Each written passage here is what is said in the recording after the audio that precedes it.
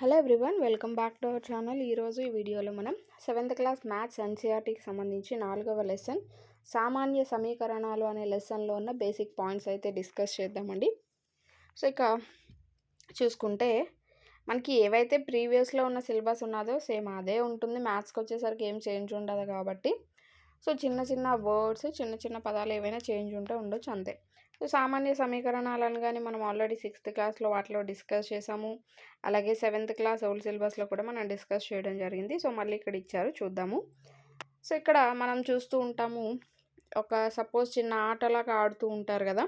అంటే నేను ఒక నెంబర్ చెప్తాను, సో దాన్ని 4తో ఇంటూ చేసి 5 కలుపు, సో వచ్చిన ఆన్సర్ ఎంతో వాళ్ళు చెప్తే అది వాళ్ళు అనుకున్న నెంబర్ ఏంటో మనం చెప్పడం, ఇలాంటి గేమ్స్ అన్నీ మనం చూస్తూ ఉంటాం కదా. సో ఒక నెంబర్ను మనసులో అనుకో అని చెప్పి ఇలా చెప్తూ ఉంటారు కదా. సో అవన్నీ మనకి దేనిపైన బేస్ అయి ఉంటుంది అంటే ఈ సామాన్య సమీకరణాలపైన, సింపుల్ ఈక్వేషన్స్ పైనే బేస్ అయి ఉంటాయి అన్నమాట. అవన్నీ కూడా అదంతా కూడా మ్యాథ్స్ పరంగానే, ఆ టెక్నిక్స్ అన్నీ ఏమీ కాదు, మ్యాథ్స్ పరంగానే ఉంటూ ఉంటాయి. సపోజ్ ఇక్కడ చూడండి, ఒక అమ్మాయి సో ఒక సంఖ్యని వాళ్ళ మనసులో అనుకోమంటుంది. సో దాన్ని 4తో ఇంటూ చేసి దానికి ఒక 5 అనేది కలపమంటుంది. సో వచ్చిన ఏదైతే ఆన్సర్ అనేది చెప్పమంటుందన్నమాట. సో ఆ వచ్చిన ఆన్సర్ని ఎక్స్తో మనం సాల్వ్ చేసినట్టయితే ఎక్స్ విలువ అనేది వచ్చేస్తుంది. ఇక్కడ ఎక్స్ అంటే ఏంటి, వాళ్ళు మనసులో ఏదైతే ఒక నెంబర్ని అనుకుంటున్నారో దాన్ని మనం X or Y or Z ఏదైనా స్మాల్ లెటర్స్తో ఇండికేట్ చేస్తూ మనం వాటిని సాల్వ్ చేస్తూ ఉంటాం అనమాట. సో ఇక్కడ మనం చూసుకుంటే సింపుల్ ఈక్వేషన్స్కి సంబంధించి ఇంతకుముందు క్లాసెస్లో మనం నేర్చుకున్నది ఏంటి అంటే, సో మనం ఆల్రెడీ ఈ ఈక్వేషన్స్ గురించి అవి తెలుసుకున్నాము. ఈక్వేషన్స్లో మనకి చరరాశి, స్థిరరాశి అనేవి రెండు ఉంటాయి. సపోజ్ ఇక్కడ 4x + 5 అనేది మనం తీసుకుంటే ఇక్కడ ఎక్స్ అనేది ఒక చరరాశి అవుతుంది. చరరాశి అంటే అది మారుతూ ఉంటుంది అనమాట, దాని యొక్క వాల్యూ అనేది మారుతూ ఉంటుంది. సో అలా ఇక్కడ ఏవైతే స్థిరంగా ఇప్పుడు 5 ఆర్ 4 ఏవైతే ఉన్నాయో అవన్నీ కూడా మనకి స్థిర రాశులు అవుతాయి అన్నమాట. వాటి యొక్క వాల్యూస్ అనేవి మారవు. అయితే చరరాశుల కింద మనం ఏం తీసుకోవచ్చు అంటే ఎక్స్, వై, జెడ్ అంటే ఏవైనా స్మాల్ ఆల్ఫాబెట్స్ని దేన్నైనా మనము ఆ యొక్క రాశుల్ని రిప్రజెంట్ చేయడానికి తీసుకోవచ్చు అనమాట. ఈ చరరాశులు, స్థిరరాశులు కలిపే మనకి సమాసాలను ఏర్పరుస్తూ ఉంటాయి. సో వీటిపైన మనం చతుర్విధ ప్రక్రియలు ఏవైతే ఉంటాయో సంకలనము, వ్యవకలనము, గుణకారము, భాగాహారము, సో వీటన్నింటినీ కూడా మనం చేస్తూ ఉంటాం. అయితే సపోజ్ ఇక్కడ చూడండి, చరరాశి ఎక్స్ అనే దాని నుంచి 4x + 5 అనే ఒక సమాసాన్ని తీసుకోవడం జరిగింది. సో అలా ఏంటి అంటే ఇవన్నీ కూడా మనకి సమాసాలుగా చెప్పుకుంటూ ఉంటాము. అయితే ఇక్కడ ఈ సమాసాలకు వచ్చేసరికి చూసుకుంటే మనకి = గుర్తు అనేది ఉంటుంది. ఈ యొక్క సమీకరణాలు ఎప్పుడు కూడా సమానత్వపు గుర్తు అనేది ఉంటుంది. సో దీనికి ముందు ఏదైతే అంటే లెఫ్ట్ హ్యాండ్ అంటే ఎడమ చేతి వైపు ఏదైతే ఉంటుందో దాన్ని LHS అని, లెఫ్ట్ హ్యాండ్ సైడ్ అని, కుడివైపు ఏదైతే భాగం ఉంటుందో దాన్ని RHS అని అంటూ ఉంటారు. సో RHS భాగం అనేది ఎప్పుడు కూడా ఒక సంఖ్యతో ఉంటుంది, ఆర్ 20 ఆర్ 50 అలా ఏదైనా సంఖ్యతో ఉంటుంది. సపోజ్ ఇక్కడ చూడండి 4x + 5 = సంథింగ్ ఏదో ఒక 20 ఆర్ 10 అలా సంథింగ్ అనమాట. అలా ఉంటుందన్నమాట. అంటే RHS అనేది ఎప్పుడూ కూడా ఒక నెంబర్ని రిప్రజెంట్ చేస్తుంది. అయితే అన్ని వేళలా నెంబరే రిప్రజెంట్ చేస్తుందా అంటే కాదు. ఏవైనా సమాసాలు కూడా ఇలా ఈక్వల్ అంటే సమీకరణాలు కూడా ఉండొచ్చు. ఇలా ఇప్పుడు సపోజ్ 4x + 5 = 6x - 25 అన్నాం. సో అలా కూడా ఉండొచ్చు అనమాట. ఓన్లీ నెంబరే ఉండాలనేమీ లేదు, ఆ విధంగా కూడా ఉండొచ్చు. సో ఇప్పుడు ఈజ్ ఈక్వల్ టు గుర్తు అనేది మనకి ఉన్నది కాబట్టి LHSని అంటే ఇప్పుడు సపోజ్ 4x + 5 = 65 అన్నాం. దాన్ని మనం ఎలా రాసుకోవచ్చు, 65 = 4x + 5 అని కూడా రాసుకోవచ్చు. అంటే ఇక్కడ ఈజ్ గుర్తు అనేది ఉంది కాబట్టి మనం అటు రాసులను ఇటు రాసులను అటు తారుమారు చేసిన సమీకరణంలో ఎలాంటి మార్పు అనేది ఉండదన్నమాట. సో ఆ విధంగా ఇక్కడ మనకి ఇవ్వడం జరిగింది. నెక్స్ట్ కనుక చూసుకుంటే కొన్ని ఎగ్జాంపుల్స్ ఇచ్చాడు. ఈ యొక్క ఏదైతే ఈ సమీకరణాలకు సంబంధించే కొన్ని ఎగ్జాంపుల్స్ అనేవి ఇచ్చాడు. నెక్స్ట్ సమీకరణాన్ని సాధించడం అని చెప్పి ఇవ్వడం జరిగింది, చూద్దాం. ఇక్కడ చూసుకుంటే 8 - 3 = 4 + 1 అనేది ఇవ్వడం జరిగింది. మధ్యలో = గుర్తు అనేది పెట్టడం జరిగింది.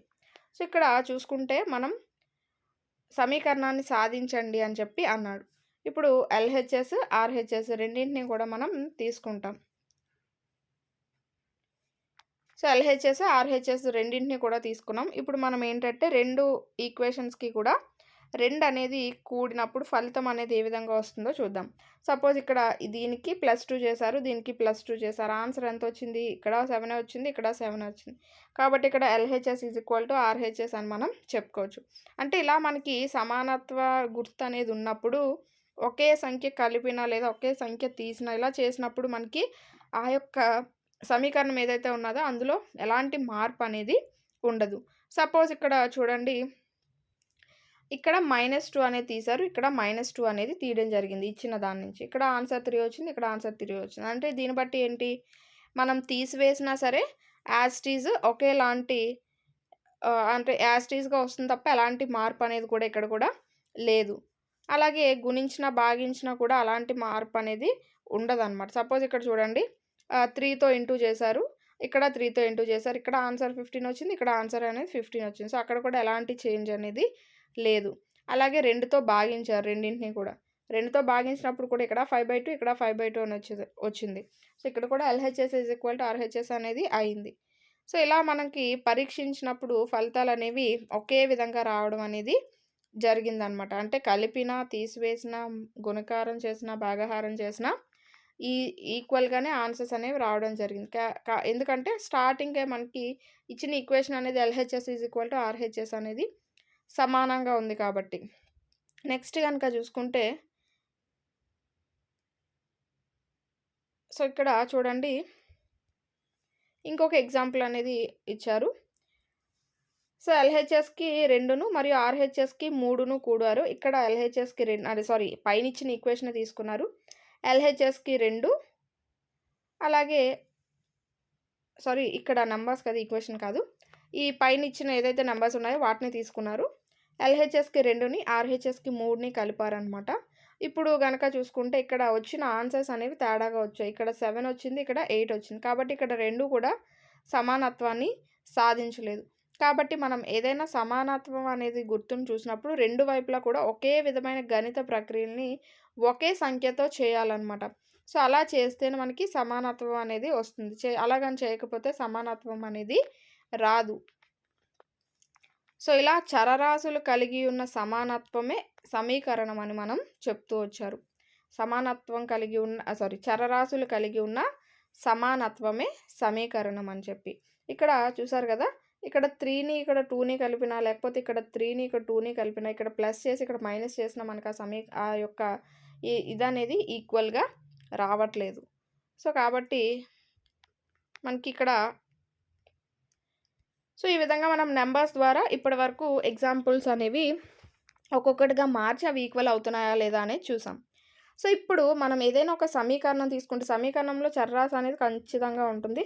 సో అలా ఏదైనా ఒక సమీకరణం తీసుకున్నప్పుడు ఒక సంఖ్యను మాత్రమే సూచించడం వల్ల ఆ ఫలితాలు అనేవి సమీకరణాలకు కూడా చెల్లుబాటు అవుతాయి. అంటే ఇప్పుడు సపోజ్ x = 1 ఆర్ x = 2 అలా ఒకే నెంబర్ తీసుకుంటాం కాబట్టి అవి కూడా చెల్లుబాటు అవుతాయి అన్నమాట.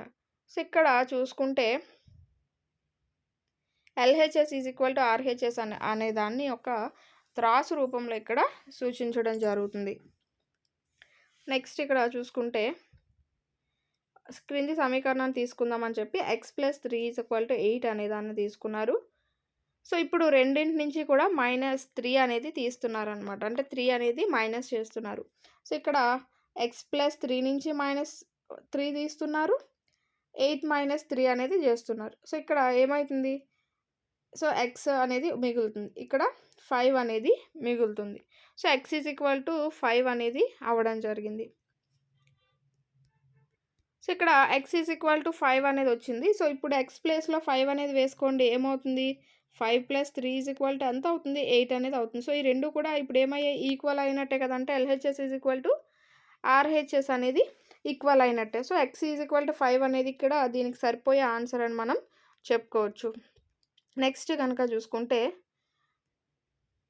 మనకి ఇచ్చిన ఆన్సర్ అనేది కరెక్ట్గా వచ్చిన ఆన్సర్ అనేది కరెక్ట్గా ఉందో లేదో తెలియాలంటే మనం x వాల్యూ అనేది అందులో వేసుకుంటాం. అలాగే వేసుకున్నాం కదా.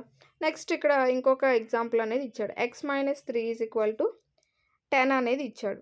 ఇప్పుడు ఏమన్నాడు, రెండు వైపులా కూడా +3 అనేది కూడమన్నాడు అనమాట. సో +3 అనేది కూడితే x - 3 + 3 అనేది అవుతుంది. సో ఇక్కడ +3 - 3 క్యాన్సిల్ అయిపోతుంది. x అనేది వస్తుంది. సో ఇక్కడ 10 అనేది ఉంది ఇటువైపు RHSలో 10కి 3 కలిపితే 13 అనేది అవుతుంది. అంటే ఇప్పుడు x ఎంత అయింది? 13 అనేది అయింది. సో ఇప్పుడు x 13 అనేది దానికి కరెక్ట్‌గా సరిపోతుందా లేదా చూడాలంటే మనం ఏం చేయాలి? x ప్లేస్‌లో 13 అనేది వేసుకోవాలి.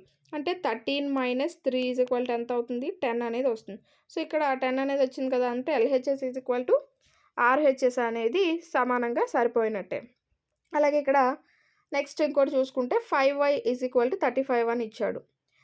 m/2 5 అని చెప్పి ఇచ్చాడనమాట. సో ఫస్ట్ సందర్భంలో మనం ఏం చేస్తాం? రెండిటిని కూడా 5 చేత భాగిస్తామనమాట. సో అలా 5 చేత భాగించినప్పుడు ఏమవుతుంది? 5y/5 అనేది వస్తుంది. 35/5 అనేది వస్తుంది. సో ఇక్కడ 5 అనేది క్యాన్సిల్ అయిపోతుంది. y మిగులుతుంది. సో 35/5 అంటే 5 ఒకట్ల 5 ఏడుల అనేది వస్తుంది. సో 7 అనేది వస్తుంది. అంటే ఇక్కడ ఏమైంది? y 7 అనేది వచ్చింది. సో అది అందులో సబ్స్టిట్యూట్ చేస్తే మనకు అది కరెక్టా కాదా అనేది వస్తుంది. 5 ఇంటూ y అంటే ఇక్కడ ఎంత వచ్చింది? 7 వచ్చింది కాబట్టి 7 వేసుకుంటాం. 5 ఏళ్ల 35. సో కాబట్టి ఈక్వల్‌గా వచ్చింది కాబట్టి 2 సాటిస్ఫై అంటే కి కరెక్ట్‌గా న్యాయం చేశాయని చెప్పుకోవచ్చు. అలాగే ఇక్కడ m/2 5 అనేది కూడా ఇచ్చాడనమాట. ఇప్పుడు ఇంటూ 2తో మనం చేసినట్టయితే అక్కడ కూడా అది సాటిస్ఫై అనేది అవుతుంది. సో దీన్ని బట్టి మనకి ఏమర్థమైందంటే ఏదైనా ఒక సమీకరణాన్ని సాధించడానికి మనం ఏ గణిత ప్రక్రియనైనా ఉపయోగించవచ్చు అనమాట. అంటే సో అది ఇంటూ చేయాలా, ప్లస్ చేయాలా, మైనస్ చేయాలా, లేకపోతే భాగించాలా అనేది మనకి ఇచ్చిన ఈక్వేషన్ పైన అది ఆధారపడి ఉంటుంది. సో ఆ విధంగా ఇక్కడ ఇవ్వడం జరిగిందనమాట. నెక్స్ట్ ఎగ్జాంపుల్స్ అనేవి ఇచ్చాడు. కొన్ని ఎగ్జాంపుల్స్ ఇచ్చాడు. 4.2 అనేది ఇచ్చాడు. అలాగే ఇంకొన్ని సమీకరణాలు అని చెప్పి ఇవి కూడా సేమ్ అంతే ఎగ్జాంపుల్స్ వైజ్‌గానే ఇవ్వడం జరిగింది. నెక్స్ట్ ఇక్కడ మనకి నిజ జీవిత సందర్భాల్లో సామాన్య సమీకరణపు అనువర్తనాలు అని చెప్పి ఇవ్వడం జరిగింది. చూసినట్టయితే వ్యవహారిక భాషలోని ప్రవచనాలను సామాన్య సమీకరణాలుగా మార్చే ఉదాహరణలు అనేవి మనం ఇంతకు ముందే చూసాము. సో సామాన్య సమీకరణాలు సాధించడానికి కూడా నేర్చుకున్నాము. ఇప్పుడు ప్రాయోగిక సందర్భాల్లో వచ్చు సమస్యలను సాధించుటకు సిద్ధంగా ఉన్నాము. మొదట నిజ జీవిత సందర్భాల పజిల్లను సమీకరణ రూపానికి మార్చి తర్వాత ఆ సమీకరణాలను సాధించి సమస్యలను కనుగొనవచ్చు అని చెప్పి ఇవ్వడం జరిగింది. అంటే నిజ జీవితానికి సంబంధించి ఎలాంటివి ఉంటాయి ఏంటి అని. ఒక సంఖ్య యొక్క 3 రెట్లు మరియు 11ల మొత్తం 32 అయితే ఆ సంఖ్య ఏది? సో మెయిన్‌గా ఈ యొక్క టాపిక్ అనేది చాలా చాలా ఈజీ అయిన టాపిక్. కానీ ఎవరికి అంటే ఇలా ఇలా ఒక వర్డ్ రూపంలో ఇచ్చిన దాన్ని మనం ఒక ఈక్వేషన్ రూపంలో ఎవరైతే మార్చుకోగలుగుతారో వాళ్ళకి మాత్రమే ఇది ఈజీ అని చెప్పుకోవచ్చు. సో ఇక్కడ ఒక సంఖ్య అన్నాడు. ఒక సంఖ్య అంటే x అనేది తీసుకోండి, మనకు తెలియదు కాబట్టి. దాన్ని ఒక సంఖ్య యొక్క 3 రెట్లు అన్నాడు. అంటే 3x అని అనుకోండి. మరియు 11ల మొత్తం అంటే 11ల మొత్తము అంటే ఇక్కడ కలపడం, భేదము అంటే మైనస్ అనమాట. అర్థమైంది కదా! మొత్తం అంటే కలపాలి అంటే ప్లస్ చేయాలి, భేదము అంటే మైనస్ చేయాలి. సో ఇక్కడ మొత్తము 11ల మొత్తము 32 అన్నాడు. సో ఈ విధంగా దాన్ని రాసుకోవడం అనేది ఫస్ట్ మనకి రావాలి. ఒక సంఖ్య యొక్క 3 రెట్లు అన్నాడు. ఒక సంఖ్య యొక్క 3 రెట్లు. రెట్లు అంటే ఇంటూ చేయాలన్నమాట మనం. మరియు 11ల మొత్తం అన్నాడు. సో ప్లస్ 11 చేస్తాం. 11ల మొత్తం ఎంత? 32 అయితే అన్నాడు. అంటే 32కి ఈక్వల్. సో ఇప్పుడు ఇది మనం ఎలా సాల్వ్ చేస్తాం? 3x 32. సో ఇక్కడ మనం రెండింటిని కూడా -11తో చేయాలన్నమాట. అంటే పిల్లలకి చెప్పినప్పుడు మనం అలా ఒక్కొక్క స్టెప్‌ని వేసుకొని చెప్తాం. ఇప్పుడు ఈ రెండింట్లో కూడా -11 తీశారనుకోండి. సో ఇక్కడ -11, ఇక్కడ -11 తీస్తే ఇక్కడ -11 + 11 క్యాన్సిల్ అయిపోతుంది. 3x 32 - 11 అనేది వస్తుందన్నమాట. సో అప్పుడు 3x తీస్తే 21 అనేది వస్తుంది. సో ఇప్పుడు x 21, ఈ 3 అనేది ఇక్కడ ఇంటూ చేస్తుంది కదా, బై చేస్తే ఇక్కడ తీసుకొస్తే బై చేస్తుంది. సో 3 ఒకట్ల 3 ఏళ్ల 21. సో x 7 అనేది అవుతుంది. ఇప్పుడు అది అక్కడ మనం అందులో వేసినట్టయితే అది ఈక్వల్ అవుతుందో లేదో చూద్దాం. సో 3 ఏళ్ల ఎంత అవుతుంది? 21 ప్లస్ 11 మొత్తం 32. సో సమానం అనేది అయింది. ఇలా మనకి కొన్ని సమస్యలనేవి నిత్య జీవితంలోకి అన్వయించుకోవడానికి తగ్గట్టుగా మనం మార్చుకున్నప్పుడు ఈజీగా మనం దాన్ని చేయగలుగుతాం.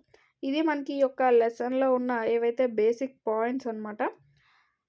సో, వీటి యొక్క ఎగ్జాంపుల్స్ అవి మనం పీడిఎఫ్ రూపంలో ఇవ్వడం అనేది జరిగింది. సో, మీరు ప్రాక్టీస్ చేసి మీకేదైనా డౌట్ ఉన్నప్పుడు అందులో అయితే మీరు చూసుకోవచ్చు.